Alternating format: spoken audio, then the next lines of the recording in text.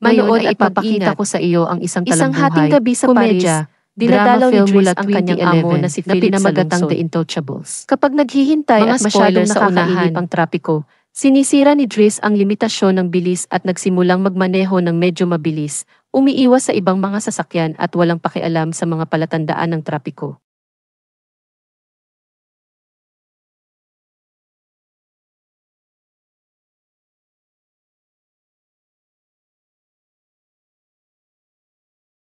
Dahil dito, hinahabol siya ng mga pulis at tumaya si Dries ng €100 na maaari niyang mawala ang mga ito. Ngunit pagkatapos magmaneho sa ilalim ng tulay, naabutan ng mga pulis sa pamamagitan ng pagtambang sa kanila mula sa magkabilang panig. Si Dries ay hindi mukhang masyadong nag-aalala at sa pagkakataong ito, tumaya siya ng €200 para makuha niya ang mga ito ng escort. Pinaalis siya ng mga pulis sa kotse at nagsimula siyang kumilos noon, nag-asal ng masama at sinasabi sa kanila na hindi makagalaw si Philip at dinadala niya siya sa ospital. Nakahanap ang mga opisyal ng patunay nito nang matagpuan nila ang wheelchair sa truck at nang papalapit kay Philip, nakita nila itong nanginginig na isa ring gawa. Dahil ito ay isang emergency, pinatawad ng mga pulis si Dries sa paglabag sa speed limit at inialok ang kanilang sarili bilang mga escort sa kanyang pagpunta sa ospital. Upang ipagdiwang ang pagkapanalo sa taya, nilalaro ni Dries ang Setyembre sa pamamagitan ng Earth, Wind at Fire at pagdating nila sa kanilang destinasyon, nakipag-uso siya kay Philip sa sandaling mawala ang mga pulis. Nangako si Dries na hawakan niya ito at itataboy sila bago pa sila mahanap ng staff ng ospital. Nagsimula ang pagkakaibigang ito maraming buwan na ang nakalipas.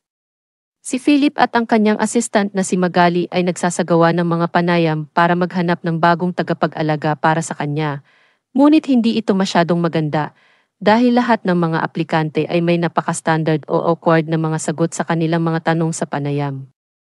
Ngunit bigla silang nagulat nang pumasok si Dries, hindi pinapansin ang katotohanang hindi pa niya ito oras, dahil gusto lang niyang mapirmahan ang ilang mga papeles na nagsasabing hindi siya kukunin ng mga ito para makuha niya ang mga benepisyo sa kawalan ng trabaho.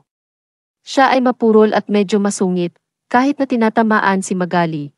Ngunit nakita siya ni Philip na nakakatuwa at hiniling sa kanya na bumalik sa susunod na araw para sa kanyang pinirmahang mga papeles.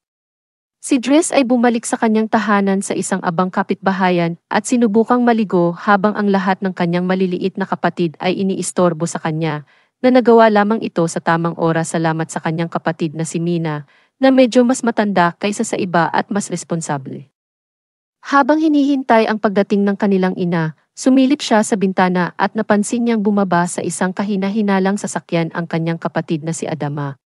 Pagpasok ng bata sa apartment, sinabi na lang niyang nasa school siya at aalis na ulit pagkatapos kunin ang bag niya, dahilan para mas maging sigurado si Dries na may gagawin siya.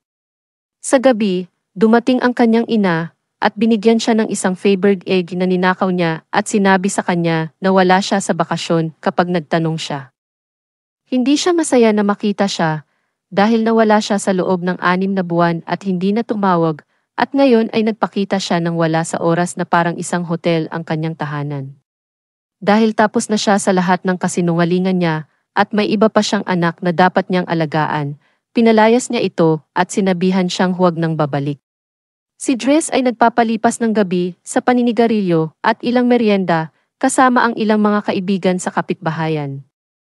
Kinabukasan, bumalik si Dries sa bahay ni Philip para sa kanyang mga papeles at natanggap siya ng housekeeper na si Yvonne na nagpakita sa kanya sa paligid ng lugar at sinabi sa kanya ang tungkol sa pang-araw-araw na gawain ni Philip. Ipinakita rin niya sa kanya ang silid na makukuha niya para sa kanyang sarili kasama na ang sariling banyo.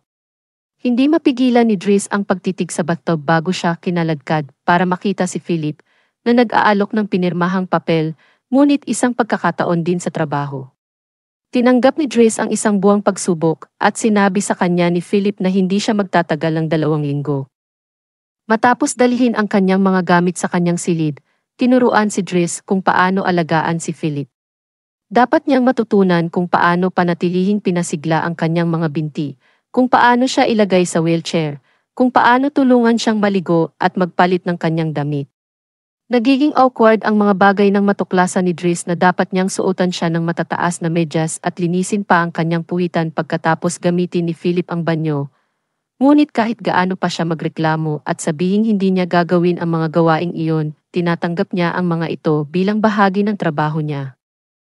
Kinagabihan, habang kumakain siya ng merienda sa bubong, naabala siya ng anak ni Philip na si Elisa at ng kanyang kasintahang si Bastien, na naghahanap ng pribadong lugar na mapaglilibangan at pinalayas niya silang dalawa pagkatapos tumangging ibahagi ang kanyang alak. Mabilis na nasanay si Dries sa pang-araw-araw na gawain, kasama si Philip, kahit na sa una ay gumawa siya ng ilang mga pagkakamali na natutunan niya mula sa, tulad ng pag-abot ng telepono kay Philip sa halip na ilagay ito sa kanyang tainga o kalimutan ang monitor ng sanggol habang naliligo. Natututo din siyang magsulat sa iba't ibang mga folder, karamihan sa mga liham na binubuksan niya para kay Philip, ngunit may mga serye ng mga pribadong hindi niya pinapayagang tingnan. Nang makakita siya ng flyer na nagpo-promote ng mga babaeng escort, nagpasya siyang magsimula ng file para lang sa mga iyon sa halip na itapon ang mga ito sa basurahan gaya ng sinabi ni Philip. Gayunpaman, hindi lahat ng trabaho sa bagong buhay na ito. Sinisigurado pa rin ni Dries na magsaya. Patuloy niyang sinusubukang tamaan si Magali ng walang saysay at kung minsan ay tumatawag ng mga escort para samahan siya sa kama. Isang umaga, pagkatapos na pumunta si Yvonne sa kanyang silid upang pagalitan siya dahil sa pagiging huli, nakita niya ang ilang mga mapanganib na armas sa kanyang bag, ngunit hindi pa siya nagkomento sa mga ito. Ang trabaho ngayon ni Dries ay i-drive si Philip, ngunit tumanggi siyang ilagay siya sa likod ng isang van na parang kargamento. Kaya sa halip, isinakay siya sa isa sa mga magarang kotse na hindi gaanong ginagamit. Si Philip, na unang nag-isip na hindi ito angkop at nagsasabing dapat silang maging pragmatic, ay malapit nang nasasabik sa ideya ng isang mas mabilis, hindi gaanong nakakainip na biyahe, bagamat hindi pa rin sumasang-ayon si Yvonne. Kapag sinubukan nilang umalis sa gusali, may isang kapitbahay na nakaparada sa kanilang pasukan. Hindi pinapansin ang karatula sa pintuan na nagsasabing bawal ito. Hindi nag-aksaya ng oras si Dries at hinabol ang lalaki. Hinawakan siya sa harap ng kanyang shirt at pinagbantaan siya hanggang sa mailipat niya ang sasakyan. Si Philip ay humanga sa kanyang mga aksyon, ngunit si Yvonne, muli, ay hindi pumayag. Ang mag-asawa ay pumunta sa isang museo, kung saan pinaplano ni Philip na bumili ng isang piraso ng likhang sining na itinuturing ni Dries na hindi sulit ang pera, dahil ito ay isang pulang tuldok lamang sa kanbas. Pagkatapos, nakipagkita si Philip sa isang kamag-anak niya na nagsabi sa kanya na ang lahat ay nag-aalala kay Dries dahil maaari siyang maging marahas. Natuklasan din niyang may criminal record siya, ngunit walang pakialam si Philip. Na-appreciate niya si Dries dahil hindi siya naaawa dito at wala siyang pakialam na makipagbiruan sa kanya. Pagkatapos ng isa pang nabigong pagtatangka sa paghagupit kay Magali, naghapunan si Dries, kasama si Yvonne, sa kusina habang nakikinig kay Philip na nagdidikta ng liham kay Magali. Sa pagsasabing ito ay isang pribadong pag-uusap, pinatay ni Yvonne ang monitor ng sanggol at nagpatuloy upang ipaliwanag kung ano ang nangyayari. Si Philip ay kaibigan sa panulat sa isang babaeng tinatawag na Eleanor. Iyon ang mga sulat na hindi niya hinayaang mabuksan si Dries. Pero hindi pa niya nakilala ng personal si Eleanor. Puro epistolaire ang relasyon nila. Speaking of love, kinukulit ni Dries si Yvonne para sa mga itsura bago matulog. Sinusubukan niyang matulog nang may narinig siyang kakaibang tunog na nagmumula sa monitor ng sanggol. Nahihirapang huminga si Philip. Dahil hindi niya kayang baliwalain siya, kahit nasubukan niya, pumunta si Dries sa kanyang silid at marahan siyang ginabayan sa pag-atake gamit ang mga nakapapawi na salita at isang basang tela upang punasan ang kanyang mukha. Sa kalaunan ay nakatulog si Philip at nagising muli ilang sandali na nagsasabing kailangan niya ng hangin. Sa pagkakataong ito ay hindi nag-alinlangan si Dries, inilagay niya si Philip sa wheelchair, tinakpan siya ng mga kumot at dinala siya sa labas para mamasyal sa tabi ng ilog. Ito ang unang pagkakataon na nakita ni Philip ang Paris sa gabi sa loob ng mahabang panahon, at ngayon ay mas relax na siya. Ipinaliwanag niya kay Dries na ang gamot ay napakarami lamang nagagawa at minsan ay nakakaranas siya ng phantom pain. Kapag nakakita sila ng ilang mga batang babae na dumaan, Inamin din ni Philip na hindi niya kayang pasayahin ang isang babae dahil sa kanyang sitwasyon, ngunit natatamasa pa rin niya ang kaunting kasiyahan kapag napamasahe niya ang kanyang tenga dahil sensitibo ang mga ito. Kapag ang phantom pain ay nagbabantang muling lumitaw, ibinahagi ni Dries ang isa sa kanyang mga kasukasuan kay Philip na sa una ay nag-aalinlangan ngunit sa huli ay minahal ito. Pagkatapos, pumunta sila sa isang restaurant kung saan nagbibiruan sila habang kumakain at nagpasya si Philip na ibahagi pa ang kanyang kwento. Nakilala niya ang kanyang asawa noong sila ay mga mag-aaral at di nagtagal pagkatapos nilang ikasal, siya ay nagkaroon ng 5 pagkalaglag at na-diagnose na may hindi na gumaling na kamamatay na sakit. Noon inampon nila si Elisa. Si Philip ay palaging mahilig sa mga kompetisyon, matinding palakasan at bilis at ibinigay iyon sa kanya ng isang paraglider. Sa panahon ng isang paragliding session na ang masamang panahon ay nagdulot sa kanya ng pag-crash at pagkabali ng kanyang vertebre, kahit na iniisip pa rin niya na ang kanyang tunay na kapansanan ay hindi ang upuan, ngunit nabubuhay nang wala ang kanyang asawa. Pagkatapos magbiro ng higit pa, naalala ni Philip ang petsa at napagtantong si Dries ay nakapasa sa kanyang 1 buwang pagsubok, kaya opisyal na siyang natanggap. Ngunit kailangan niyang magsimula sa pamamagitan ng pagbabalik ng favored egg na kanyang ninakaw dahil ito ay regalo mula sa kanyang asawa. Bibigyan siya nito ng 1 bawat taon at mayroon siyang eksaktong 25 na tumutugma sa kanilang oras na magkasama. Kinabukasan, kausapin ni Dries si Mina kapag papalabas na ito ng paaralan na medyo na-offend dahil hindi pa nito sinasagot ang mga mensahe nito maliban na lang sa kanya na hanapin ang itlog. Sinabi nito sa kanya ang tungkol sa ilang pulis na tumatawag ang kanilang tahanan.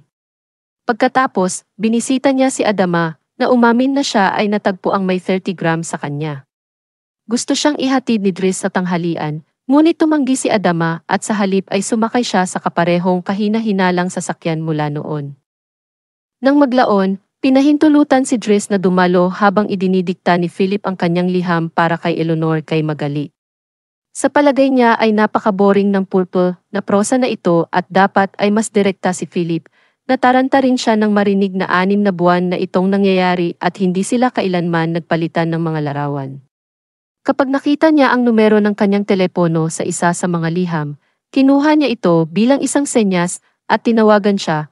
Obligahin si Philip na kunin ang telepono at sa wakas ay makipag-usap sa kanya sa labas ng nakasulat na salita. Napakahusay ng kanilang pag-uusap, si Philip ngayon ay palaging nasa telepono kasama niya, kahit na bago sila dumalo ni Dries sa opera, kung saan si Dries ay tumatawa at pinagtatawanan ang mga costume. Kinabukasan, kinumbinsi ni Dries si Philip na tanggapin na makipagpalitan ng mga larawan kay Eleanor at pumili ng isa sa kanya sa wheelchair.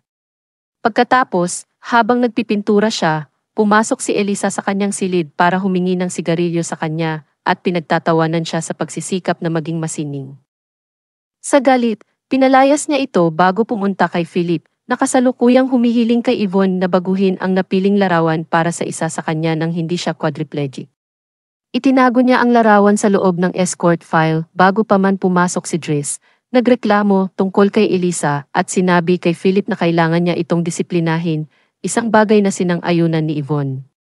Pumayag si Philip na makipag-usap sa kanya, ngunit karamihan ay nagulat siya nang hinayaan ni Dries na madulas na siya ay nagpinta. Lumipas ang mga araw at patuloy na lumalago ang pagkakaibigan ni na Philip at Dries. Dinala siya ni Dries upang maglaro sa niebe at isinama siya kapag lumalabas siya para tumakbo. Kinuha ni Philip ang kanyang unang suit at pinagalitan ang kanyang anak habang pinakikinggan siya ni Dries sa pamamagitan ng monitor ng sanggol. Nang matapos ni Dries ang kanyang unang pagpipinta, ipinakita niya ito kay Mungali na sumampal sa kanya kapag sinubukan niyang halikan siya. Si Philip, gayunpaman, ay nagustuhan ang pagpipinta at nangakong susubukan niyang ibenta ito. Masaya silang dalawa sa isa't isa, nag-e-enjoy sa mga bagay tulad ng pagkuha ng mas mabilis na kotse, pagbabahagi ng mga joints, at kahit pag-hire ng mga escort ng magkasama. Pagdating ng kaarawan ni Philip, hindi siya masyadong excited dito. Taon-taon, nagkukunwari siyang nagulat na nagpa-party sila at kailangang makipagkita sa lahat ng mga kamag-anak na ito na pumupunta lamang sa kanya sa petsa upang suriin kung buhay pa siya. Sinabi ni Philip na magiging boring ang lahat. Habang siya at ang mga bisita ay nag-i-enjoy sa ilang klasikal na musika, hinanap ni Dres si Elisa na umiiyak sa kanyang silid pagkatapos uminom ng ilan sa mga tabletas ni Yvonne na hindi siya papatayin gaya ng inaasahan niya. Ang dahilan kung bakit siya malungkot ay nakipaghiwalay si Bastien sa kanya at tinawag siyang Tart, kaya't hiniling niya kay Dres na kausapin ang bata na tinatanggap nito na gawin sa isang kabayaran. Samantala, pinapakita ni Philip ang pagpipinta ni Dres sa kanyang kamag-anak at nagawang kumbinsihin siyang bilhin ito sa halagang 11,000 euro. Bumalik si Dres sa silid kainan at nakipag-chat kay Yvonne na nagsabi sa kanya na si Magali ay nasa isang relasyon sa isang taong nagngangalang Fred, ngunit ang mga bagay ay medyo mabato sa ngayon na nagbibigay ng pag-asa kay Dres. Habang nagsisimulang humina ang party, pinapakinggan ni Philip si Dres sa ilan sa pinakamahalagang kanta sa kasaysayan ng klasikal na musika, ngunit maaari lang siyang magbiro bilang tugon. Pagkatapos ng banda, dinala niya ang kanyang iPad at tumugtog ng Boogie Wonderland ng Earth, Wind Fire bago siya magsimulang sumayaw sa gitna mismo ng sahig. Isa siyang hindi kapanipaniwalang mananayaw at kinukumbinsi pa niya ang natitirang bahagi ng party na samahan siya at sumayaw sa kanya, na ikinatutuwang panoorin ni Philip. Nang maglaon, nang ihiga si Philip sa kama, binuksan ni Dres ang pinakabagong sulat ni Eleanor sa kanya. Ipinadala niya ang kanyang larawan na nagpapakitang medyo maganda siya, at sinasabi sa kanya na dapat silang magkita sa susunod na linggo kapag bumisita siya sa Paris. Pagdating ng araw ng petsa, inilagay ni na Yvonne at Dres si Philip sa 2 dosenang mga damit hanggang sa mahanap nila ang perpekto. At dahil si Yvonne ang magdadala kay Philip sa date, ginagamit ni Dres ang kanyang day off para bisitahin si Bastien at pinagbantaan siya hanggang sa tanggapin ng bata na humingi ng tawad kay Eliza at dalhin siya araw-araw. Pinaayos din niya ang kanyang buhok. Pagkatapos, binibisita niya ang kanyang ina sa trabaho, ngunit para lamang pagmasdan ito mula sa malayo. Sa restaurant, hinihintay ni na Yvonne at Philip si Eleanor na huli na. Pagkatapos ng isang oras na paghihintay, sumuko si Philip, tinawagan si Dres para hilingin na kunin siya, at pagkatapos ay umalis sa restaurant nang hindi napansin na kasabay na dumating si Eleanor. Nang gabi ring iyon, isinama ni Philip si Dres sa kanyang pribadong eroplano at binigay sa kanya ang perang nakuha niya para sa pagbebenta ng larawan na nagpasaya sa kanya ng hindi masusukat. Nakarating sila sa kanayunan kinaumagahan at nagpa siya si Philip na magparagliding, kinaladkad din si Dres kasama niya. Ayaw ni Dres na may kinalaman dito, ngunit pagkatapos ng unang pagkagulat, na-enjoy niya ang karanasan. Pag-uwi nila, nandoon si Adama na naghihintay kay Dres at napagalitan nang makita ang mga galos sa mukha nito. Hindi pa rin sasabihin ni Adama kay Dres kung ano ang nangyayari sa buhay niya, kaya pinahintay siya ni Dres sa kanyang silid habang tinatawagan niya si Mina upang sabihin sa kanya na huwag mag-alala at pinatulog si Philip. Si Philip, gayunpaman, ay hindi pa inaantok. Matapos tingnan si Dres sa isang painting kasama niya, tinanong niya ito tungkol sa kanyang pamilya, na sa una ay ayaw pag-usapan ni Dres, ngunit kalaunan ay binigay din. Napag-alaman na si Adama ay hindi kapatid at ang kanyang mga magulang ay hindi niya talaga mga magulang. Sila ay kanyang mga tito at tita. Sinundo nila siya sa Senegal noong siya ay 8 dahil hindi sila magkaanak, at ang kanyang tunay na pangalan ay Bakari Basari, ngunit dahil ang ibang mga bata ay may ganoong pangalan, tinawag nila siyang Idris at iyon ay naging Dres. Isang araw, ang kanyang tiyahin ay mahimalang nakapaglihi, at pagkamatay ng kanyang tiyuhin, may iba pang mga lalaki at mas maraming mga bata din. Sa parehong paraan ng pakikipag-usap sa kanya ni Dres tungkol kay Elisa, sinabi ni Philip na kailangan ni Adama ng disiplina, kaya pinaalis niya si Dres para doon siya, kasama ng kanyang pamilya dahil hindi niya kayang gugulin ang kanyang buong buhay sa pag-aalaga ng isang matanda. Kinaumagahan, pagkatapos dalhin ni Bastien ang kanyang pang-araw-araw na croissant habang nakasuot ng mas magandang ayos ng buhok, inayos ni Dres ang kanyang mga bag at naghanda para umalis.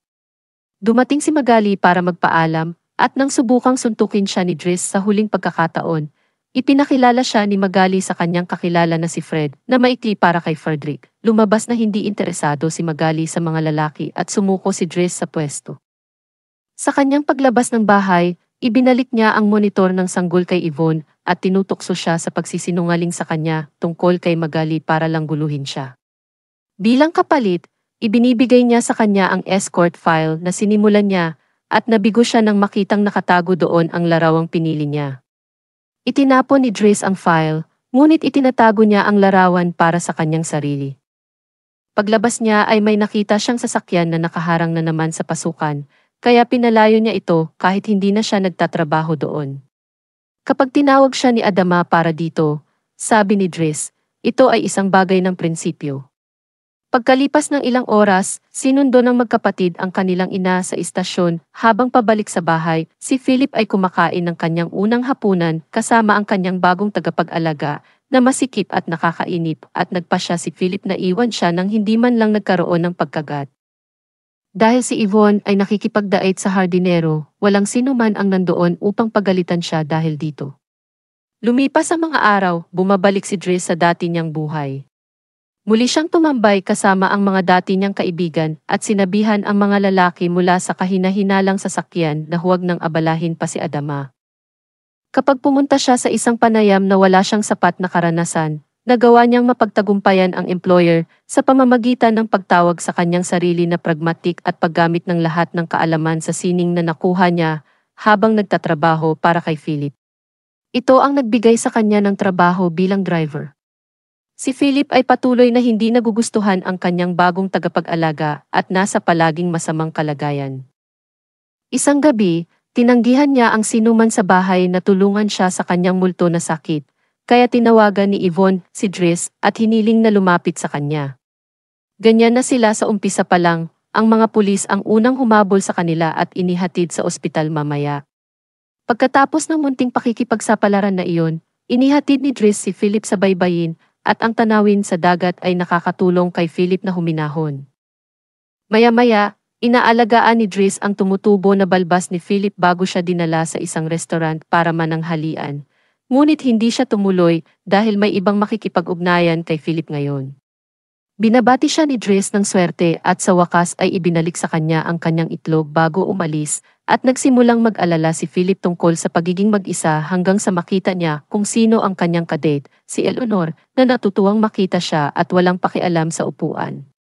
Ang tunay na Count Felipe Pozo di Borgo ay naninirahan na ngayon sa Morocco. Nag-asawa siyang muli at may 2 anak na babae. Ang tunay na Driss, na tinatawag na Abdel Yasmin Sela, ay may sariling kumpanya at may asawa rin na may 3 anak.